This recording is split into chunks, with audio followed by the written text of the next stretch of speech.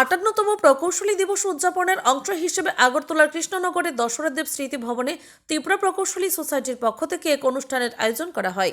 এই অনুষ্ঠানে প্রধান আমন্ত্রিত অতিথি হিসেবে ত্রিপুরা রাজ্য সরকারের বন দপ্তরের মন্ত্রী অনিমেষ দেববর্মা, সোসাইটির সাধারণ সম্পাদক জীবন দেববর্মা, প্রতিষ্ঠাতা সদস্য সুদন দেববর্মা প্রমুখ উপস্থিত ছিলেন।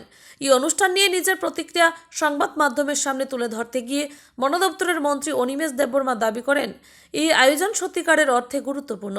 বিশেষ করে ইঞ্জিনিয়াররা কিভাবে সমাজের মধ্যে অবদান রাখতে পারে সেই বিষয়ে সিদ্ধান্ত গ্রহণ করার জন্য আজকের এই দিনটা অত্যন্ত তাৎপর্যপূর্ণ বলে দাবি করেন ত্রিপুরা সরকারের বনমন্ত্রী।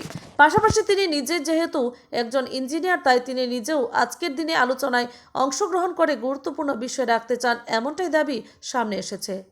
ব্যুরো রিপোর্ট, আমার ত্রিপুরা এক্সপ্রেস।